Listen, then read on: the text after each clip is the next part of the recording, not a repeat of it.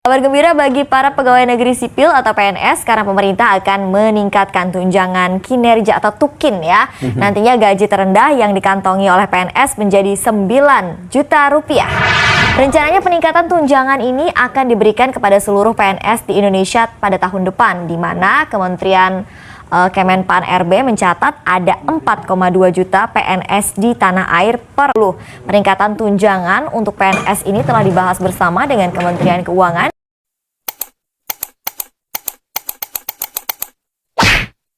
sebagai kompensasi karena kenaikan gaji pokok untuk tahun ini tidak bisa dilakukan. Ini menarik untuk kita lihat lebih lanjut karena tentunya semoga ini diharapkan bisa meningkatkan daya beli masyarakat juga ya, Alin dan juga Erwin. Karena sementara PNS pensiunan ini akan mendapatkan kemewahan melalui subsidi yang sudah dibahas oleh Kemenpan RB, Kemenkeu dan juga PT Taspen.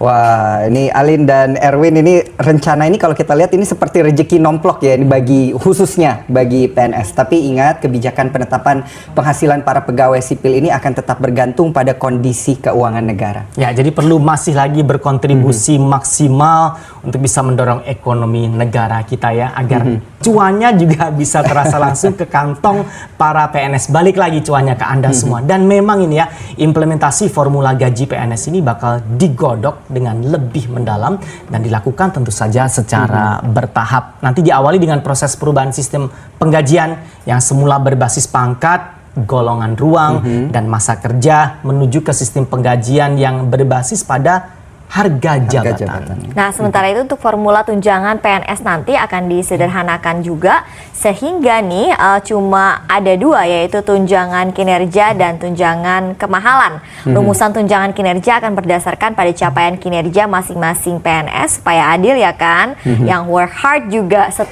sudah ada dalam anggaran kita sudah bertahun-tahun. Jadi saudara-saudara, nanti desa-desa itu kita beri kebebasan, kalau dia mampu kita akan permudah akses kepada ekspor, dia bisa ekspor langsung. Kita akan buka pelabuhan-pelabuhan, lapangan-lapangan terbang boleh ekspor langsung. Saudara-saudara, kita akan permudah regulasi supaya mereka bisa menumbuhkan kegiatan ekonomi yang mendasar dan mereka akan menghasilkan protein dalam kondisi yang tidak terlalu mahal untuk seluruh rakyat Indonesia. Demikian juga saudara-saudara, ini sudah hampir 100 sudah jadi di berbagai titik dan target kita 2026 ini akan sampai 1000. Dan selanjutnya total sampai 2029 target kita adalah 5.000 desa nelayan yang nanti mereka akan kembalikan investasi itu. Tapi kita kasih kelonggaran mengembalikannya supaya tidak terlalu berat untuk mereka. Kita beri kelonggaran pengembaliannya bisa di atas 10 tahun, 11 sampai 12 tahun. Yang tidak ada masalah karena para pengusaha-pengusaha besar juga kadang-kadang minta kredit juga belasan tahun. Itu pun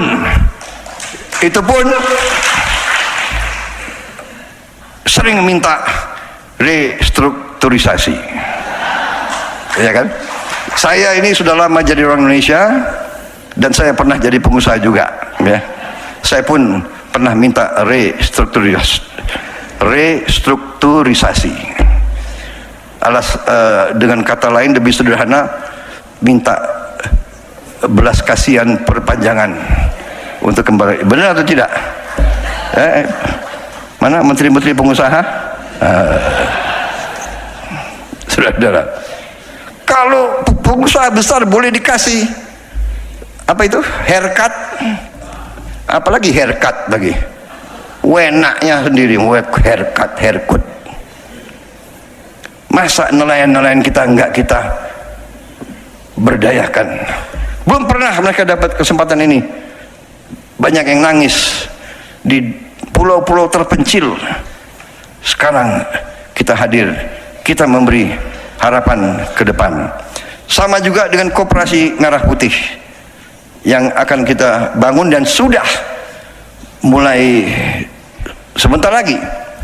Kemungkinan saya dapat laporan mungkin dalam 1-2 bulan ini sudah akan beroperasi beberapa ratus koperasi. Yang koperasinya sudah hampir berdiri adalah 30.000 koperasi, 30.000 gudang. Tiap koperasi punya gudang, punya cold storage, punya gerai-gerai. Di situ akan ada farmasi desa murah, obat generik akan sampai, akan ada klinik desa, akan ada gerai untuk super micro financing untuk membantu menghilangkan peran daripada rentenir. Kita akan beri bunga yang sangat mudah, sangat ringan untuk mereka-mereka.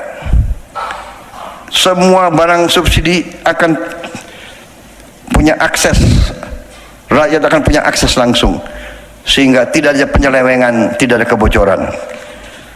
Dan ini semua anggarannya dari mana? Anggarannya sudah ada, karena 10 tahun kita sudah beri dana desa kepada desa-desa kita. 10 tahun sudah kita berikan. Dan sekarang kita akan mengarahkan. Selama ini 10 tahun kita harus akui banyak dana tersebut tidak sampai ke rakyat. Ini dibuktikan dengan banyak sekali kepala desa yang terpaksa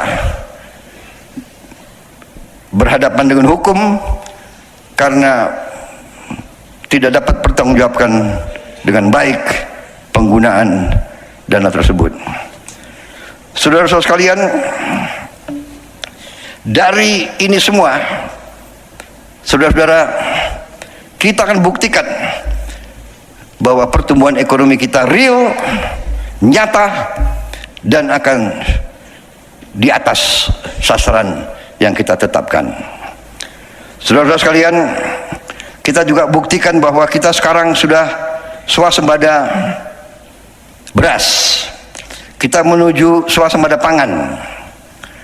Saudara-saudara, produksi beras kita tahun 2025 adalah 34,7 juta ton, naik 13% dari 2024. Sekarang cadangan beras di Bulog bulan Juli 2025 adalah 4,2 juta ton, adalah tertinggi sepanjang sejarah bangsa kita.